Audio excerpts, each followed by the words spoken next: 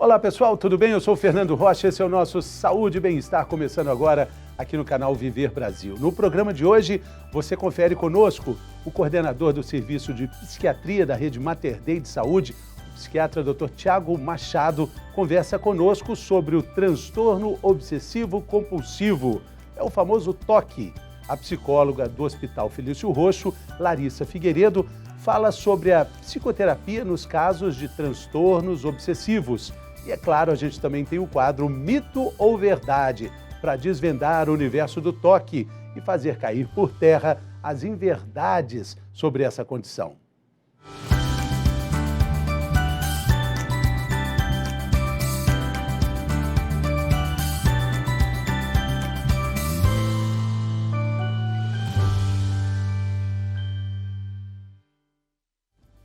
A gente já falou aqui no Saúde e Bem-Estar algumas vezes sobre a importância de se cuidar, a importância da saúde mental, essa parte da nossa vida que é indispensável para a gente ter uma vida plena, completa, saudável.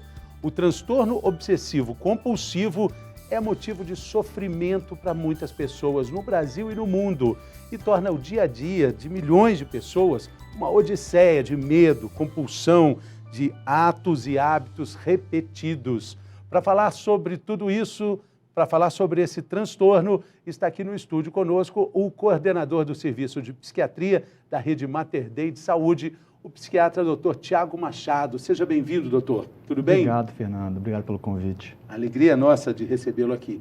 Antes da gravação, a gente estava batendo um papo aqui fora do estúdio e a gente estava falando como essa palavra TOC acabou sendo usada na nossa vida cotidiana, né? A gente fala TOC como se falasse de um objeto, de uma característica singular das pessoas, né? Exatamente. Muita gente acaba sendo rotulada por um transtorno que, na verdade, ela não tem, né? Então, na linguagem popular, assim, a gente vê pessoas assim que são mais sistemáticas, mais organizadas, sendo taxadas de obsessivas e compulsivas, o que não é verdade, né? Porque o transtorno obsessivo-compulsivo é motivo de muito sofrimento, é um transtorno completamente diferente aí do que essas pequenas obsessões aí do dia a dia. Então, vamos lá, o que é o transtorno obsessivo-compulsivo?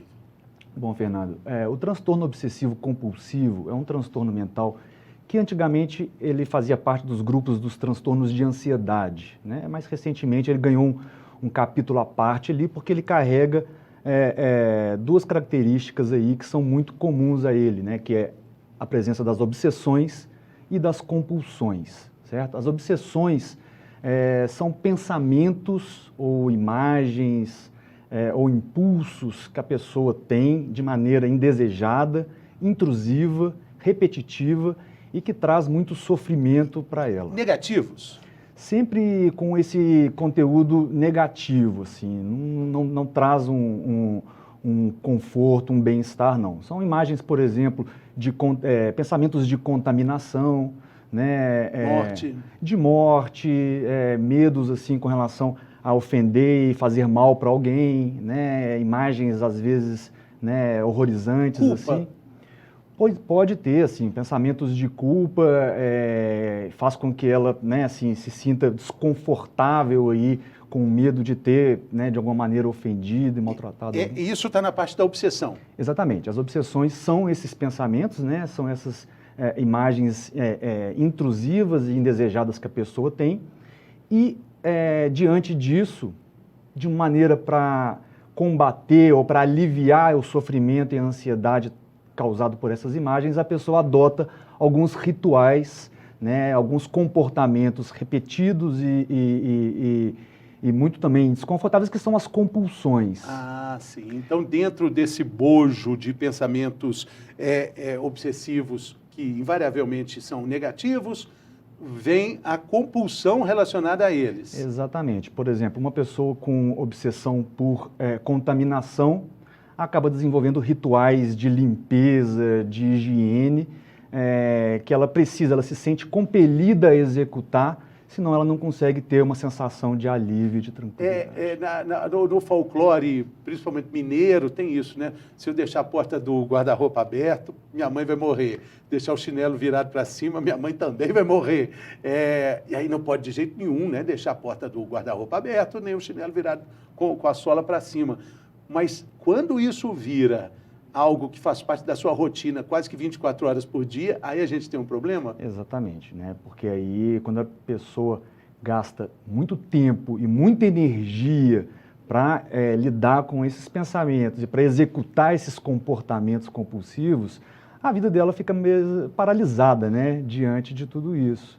Doutor, quando a gente pega um quadro como esse que o senhor acabou de descrever tão bem aqui e coloca uma pandemia como um ingrediente em torno disso tudo, a gente tem um prato cheio para problemas, então? Exatamente. Quando a gente está falando, né, do tema da higiene, por exemplo, que foi, né, e deve ser muito incentivado o cuidado com, né, com o contato, a higienização das mãos e tudo mais. Mas uma pessoa que já, né, tem uma ideia supervalorada dos riscos, né, de uma contaminação e vem a pandemia para trazer justamente essa preocupação a mais, né, os rituais que ela adota passam a ser quase que insuportáveis e insustentáveis para ela e para quem está perto, né?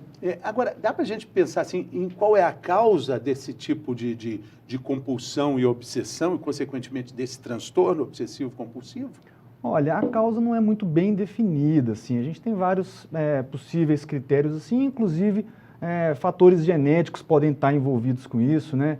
Eu lembro que você comentou em um dos programas aí que a genética ela é mais uma informação do que uma condenação. Isso mesmo, isso é muito importante a gente frisar sempre, né, doutor? Exatamente, mas a gente percebe também que familiares, assim, de parentes de primeiro grau têm uma tendência maior a desenvolver o toque, né?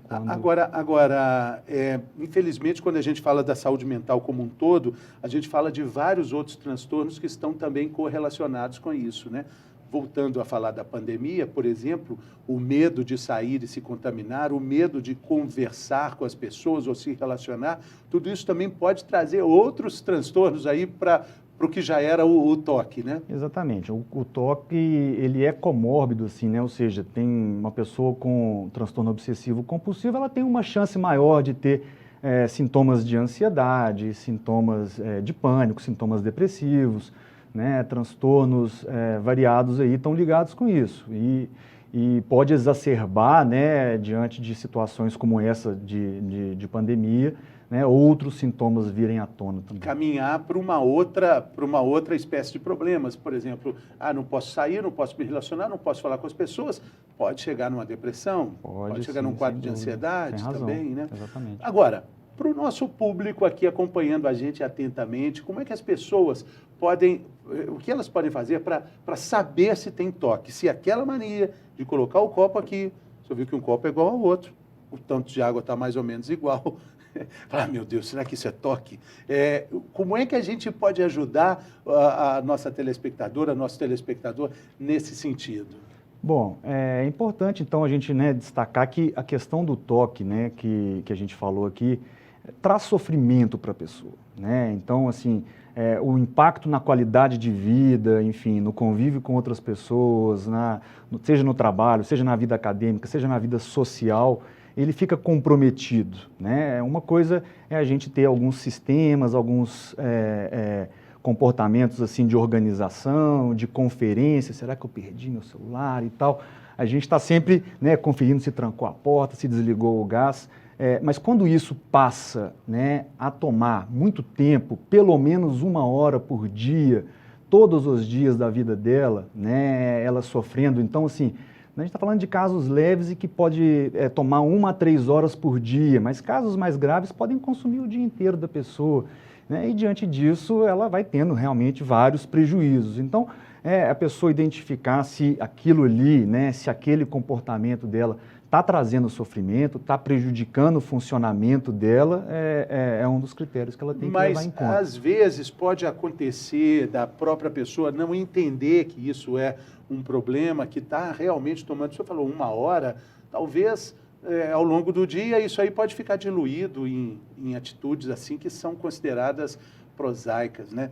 Isso acontece também? Aí cabe ao familiar Exatamente, perceber? Quem está perto geralmente, né, observa aí que, poxa, a pessoa está, né, toda hora tendo que levantar para lavar as mãos, né, e aí a produtividade dela começa a cair, ou ela tem tanto medo de acontecer alguma coisa com alguém que ela vai se isolando e fazendo piores escolhas, assim, né? Então, realmente, quem está perto geralmente observa, né, às vezes com mais clareza esse tipo de comportamento, alerta, né? E aí eu acho que a gente está fazendo isso aqui agora, que é justamente divulgar esse tipo de informação útil sobre saúde e qualidade de vida, né? Para a gente antecipar problemas, né? Agora, quando ele já existe, como é conduzido o tratamento do transtorno obsessivo-compulsivo? O senhor é psiquiatra, tem medicação, a medicação ela é usada com eficiência, e aí eu quero até completar a pergunta, existe também preconceito com relação ao uso de medicamento? Fala assim, meu Deus, só porque eu tenho mania de organização, eu já vou ter que tomar remédio? Sim, né, respondendo, né, nessa última pergunta, sim, muitas vezes essa metodologia, essa organização, esse autocontrole aí que a pessoa se coloca, ela traz alguns benefícios para ela. Por exemplo, pode ser um bom profissional que entrega trabalhos bem feitos e ser reconhecida por isso, né? E às vezes a pessoa evita buscar o tratamento com medo de perder essa característica. Sim, né? Existem profissões que encaixam muito bem com essa organização exacerbada. Né? Mas o que a gente trata, né, é o excesso, né, Fernando? Assim, quando a gente fala, por exemplo, de um tratamento de um transtorno de ansiedade, a gente não quer tirar a ansiedade da pessoa, porque a ansiedade é uma emoção humana, né, até muito importante. A gente está tratando o excesso, é quando que aquela ansiedade ali, ao invés de movimentá-la e gerar iniciativa, passa a paralisá-la e a atrapalhá-la. E o toque é a mesma coisa, assim, quando a gente está propondo, né, uma intervenção, seja química, farmacológica ou terapêutica, né, o que a gente está querendo é melhorar a qualidade de vida da pessoa. Né? No próximo bloco, a gente vai falar sobre esse tratamento mais terapêutico. Vamos conversar com uma psicóloga sobre isso, né, para entender essas nuances, né, quando é que essa ajuda é necessária. Né? Mas do ponto de vista farmacológico que você perguntou, a gente tem tratamentos bem estabelecidos para isso, geralmente. O tratamento que a gente usa é a base de antidepressivos, os mesmos antidepressivos aí usados para tratamento de depressão, de transtornos de ansiedade, têm bons resultados para o toque. Né? Mesmo porque, né, como o senhor falou, né, doutor, quando o médico vai investigar a causa, quase sempre, né, ele pode encontrar outros problemas que estão ali. Já está, né? Quando ela procura ajuda, porque ela já está sofrendo, né? E aí ela já chega, às vezes, com sintomas depressivos, sintomas ansiosos. E o remédio vai servir para tudo isso? O remédio ajuda, né? É claro que a doutora Simone vai falar também sobre a importância da terapia, que vai ajudar a modificar algumas crenças disfuncionais que essa pessoa tem, mas a medicação alivia bastante. Tem uma taxa de sucesso muito boa, né? Agora, a cronicidade da doença faz com que muitas vezes a pessoa acabe abandonando o tratamento, né? A doença o transtorno pode se aliviar em alguns momentos da vida e ela se sentir curada e às vezes não continuar. E em situações de estresse, como uma pandemia, por exemplo, isso pode vir à tona novamente. E ela voltar a sofrer. E como é que o psiquiatra trabalha com relação aos gatilhos que vão virar a faísca desse problema? Porque eles são completamente aleatórios, né? Os gatilhos podem aparecer olhando uma nuvem que passa de um jeito, ou a roda de um carro que passa num buraco, ou uma chave que não entra numa fechadura. Dada essa multiplicidade, como é que um médico ajuda um paciente nesse sentido? Bom, a gente conta muito com a ajuda da terapia também, dos psicólogos aí, que vão trabalhar essas crenças, que vão ensinar algumas estratégias comportamentais aí para a pessoa, às vezes, ir se expondo aos poucos aos problemas, né? Tem que se expor, né? De alguma maneira, sim. Ela entender que aquela ideia da contaminação, né, ela não vai necessariamente trazer um prejuízo muito grande para ela, que, né, ela se expor ali, isso ela não está se colocando em risco, ela não está oferecendo risco para ninguém. Então, entender o tema, qual que é a temática daquela obsessão, né? Se nós estamos falando de uma obsessão por contaminação, ou se a gente está falando por medo de trazer dano para outra pessoa, pensamentos ruins. Ruins, a pessoa às vezes tem imagens de que, poxa, vou bater numa pessoa, né? E aí ela tende a acreditar que aquele pensamento é tão ruim quanto o ato em si, né? E modificar essa crença é um dos trabalhos que a gente faz assim no nosso dia a dia. Porque, como a gente está vendo aqui, o toque pode atrapalhar muito a vida social das pessoas, né? Aliás, esse é uma das muitas indicações de que é necessário procurar ajuda. Como é que é possível reverter isso ao longo do tratamento, entendendo a diferença da mania para o toque? Pois primeiro, né, as pessoas os indivíduos com transtorno obsessivo compulsivo tendem a ser muito perfeccionistas, né, muito controladores, muito rígidos, inflexíveis. Trabalhar essa flexibilidade, por exemplo, ensinando eles a lutarem não pela perfeição, mas pela excelência do trabalho, né? E técnicas aí do dia a dia podem, né, aliviar, por exemplo, essas questões de contaminação. Quando a pessoa lava tantas vezes as mãos, ela pode muitas vezes provocar lesões dermatológicas nas mãos, né? Ou pessoas que têm toque com medos de exposição a germes e tudo mais, evitarem procurar ajuda médica, mesmo quando estão passando mal e terem seus quadros agravados, né? Então, mostrar para elas os benefícios, né, e os prejuízos aí de ter um autocontrole melhor. Né? O senhor trabalha num grande hospital, o Mater Dei, aqui em Belo Horizonte, trabalha também ali com pessoas que estão sendo atendidas por outros motivos e que acabam tendo problemas relacionados à saúde mental. Dá para a gente dizer que a saúde mental acaba tendo uma relação muito mais próxima com esses outros problemas gástricos, cardiológicos, ligados também à pressão arterial. A proximidade é muito maior do que a gente pensa ou acha, imaginar? Sem dúvida, né? Quando a gente fala, por exemplo, o corpo muitas vezes manifesta ou ele dá sinais de alerta de que alguma coisa não vai bem, né? Então a gente vê pessoas com gastrite nervosa, com intestino irritado, quadros de diarreia, de constipação, são sinais corporais ali de que ela está recebendo de que, olha, talvez você não esteja bem, talvez você esteja precisando de ajuda, né? Sim. São avisos, né, que a gente vai recebendo do nosso corpo. Agora, como tratar pessoas que estão com toque e estão dentro de um hospital? Porque aí a limitação ali de ação daquelas atitudes repetidas acaba ficando muito pequena. É a mesma coisa, por exemplo, na questão da pandemia, né? As pessoas que precisam fazer a higienização das mãos para se proteger da pandemia, mas a gente tem que entender ali os limites do aceitável ali, né, do quanto que aquilo pode ser. Dentro de um hospital, né, geralmente as pessoas têm passagens curtas pelo hospital, né, alguns ou outros têm internações mais prolongadas, mas o que a gente faz muitas vezes é psicoeducar, né, educar as pessoas ali sobre aquele problema que ela está vivendo e que ela precisa de um acompanhamento depois que ela receber alta, que ela for para casa, essa continuidade. Às vezes a gente inicia um tratamento dentro do hospital, mas vai ser importante que ela dê continuidade para ele depois que receber alta. Doutor Tiago, eu acho que nessa primeira parte aqui da nossa conversa, eu acho que o que fica muito importante para o nosso entendimento aqui é que a questão do toque passa a ser um problema quando atrapalha a vida das pessoas, né?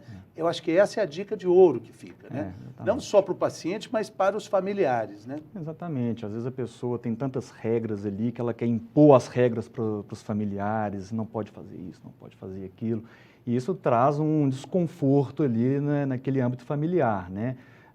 Uma rigidez no trabalho, com dificuldade de delegar as coisas, pode criar inimizades ali. Então, quando a pessoa começa a ter prejuízo, né, de qualidade de vida, um consumo de energia e de tempo acima do normal ali para executar as tarefas ali, os rituais compulsivos, o sofrimento é muito grande e aí a gente precisa realmente incentivar que essas pessoas busquem ajuda, né? Já é o grande sinal de alerta.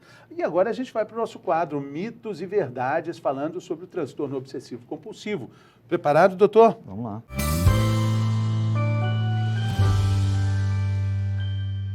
Esse é o quadro Mitos e Verdades com o Dr. Tiago Machado, coordenador do Serviço de Psiquiatria da Rede Mater Dei de Saúde. Estamos falando sobre toque. Vamos lá, primeira questão, doutor. É mito ou verdade? É possível ter apenas um pouquinho de toque? Olha, sim, né? Acho que a gente, né, o nível ali de intensidade pode variar muito, né? Uma pessoa pode ter diversos tipos de toque com limpeza, com organização, com simetria, mas às vezes ela tem sintomas leves que não chegam a ser incapacitantes. E vale aí a dica que a gente falou logo no início. Quando for difícil seguir a vida com essas manias, com essas atitudes aí que são um toque menor, aí é hora de procurar ajuda, né? Sim, sim, né? A gente tem que entender assim, uma coisa são as pequenas obsessões e compulsões do dia a dia, outra coisa é um transtorno. O transtorno é algo que traz sofrimento, que traz prejuízo. A outra questão é essa, mito ou verdade? O toque é um transtorno muito grave que não tem cura. Bom, é verdade, tá? Assim, falar de cura, né? Falar de uma remissão completa dos sintomas e que, de alguma maneira, a pessoa não vai nunca mais ter que conviver com eles, né?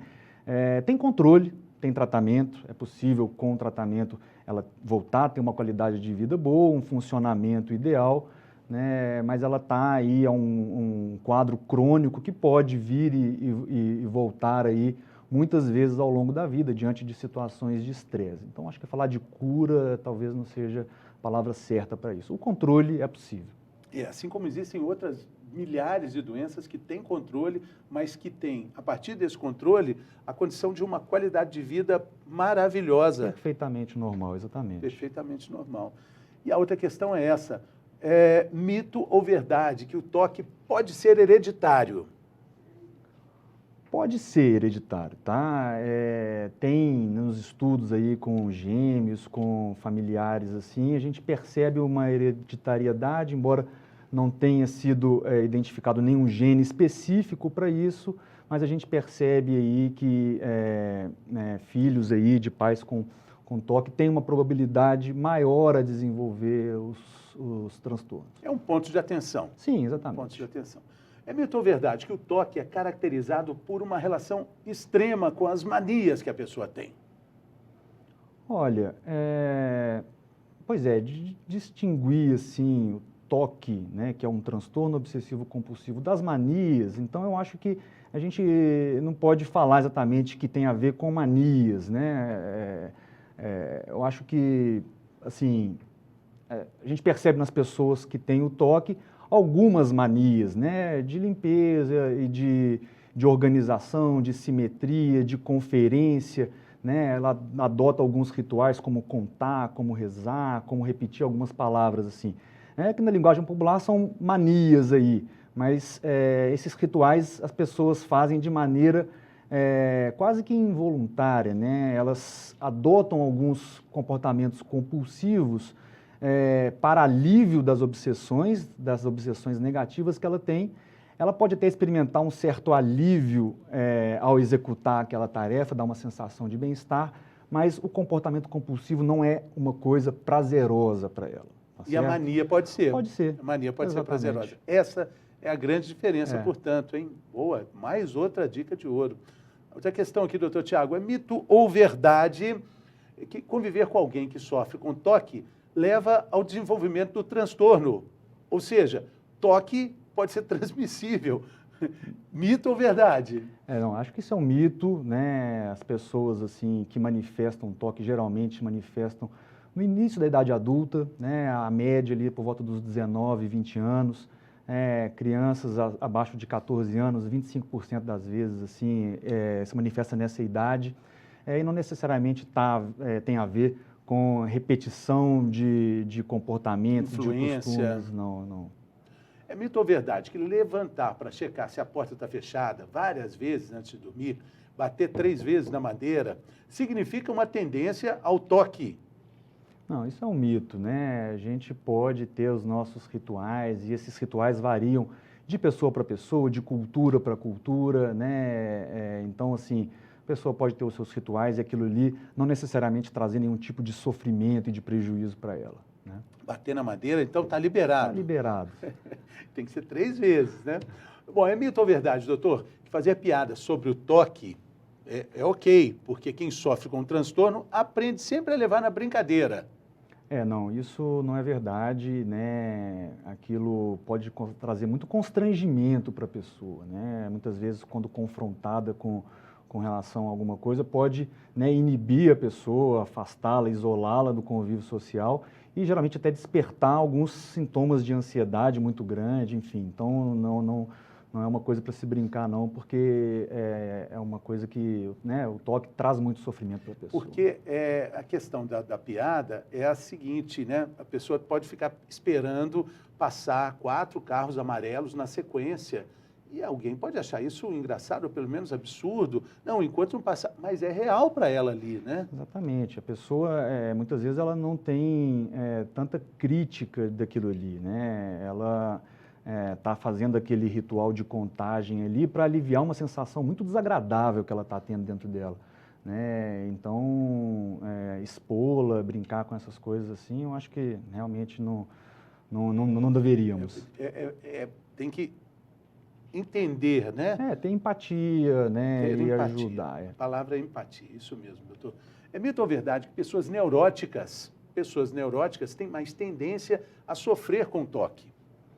Olha, pessoas assim que de alguma maneira já estão em algum tipo de sofrimento, pessoas que estão passando por situações difíceis, o toque pode trazer sim um prejuízo ainda maior, né? O desconforto dela aumentar por causa dos sintomas. Mas então acho que sim, acho que a gente pode dizer que isso é uma verdade.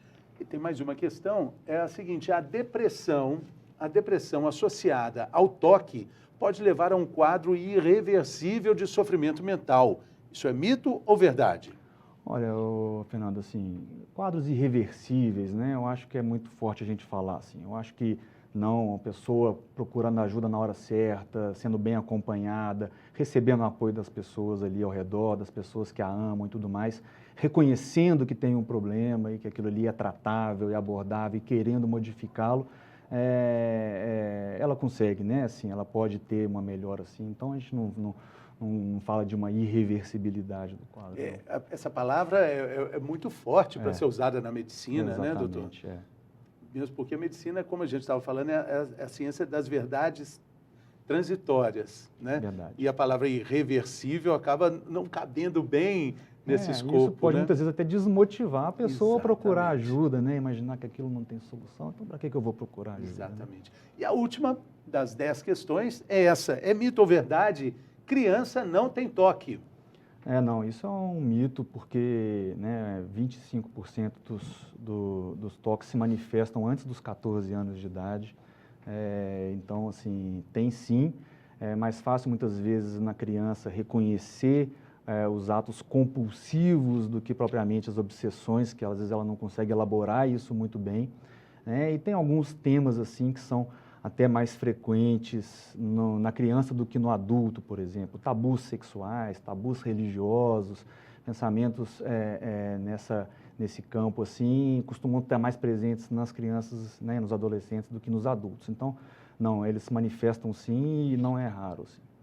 Bom, doutor Tiago Machado, muito obrigado. Obrigado pelo convite. Foi muito válido aí a conversa, acho que a gente esclareceu muitas questões importantes para a gente ter mais informações para lidar com pessoas que estão à nossa volta, pessoas queridas que precisam de apoio e também de empatia, precisam de acolhimento, né, doutor? Perfeito, Fernando. Muito obrigado, Muito obrigado volte sempre. pelo convite, estou à disposição. Valeu. Tchau, E a tchau. gente vai para um rápido intervalo, mas a gente volta logo para continuar falando sobre o assunto. Até daqui a pouco.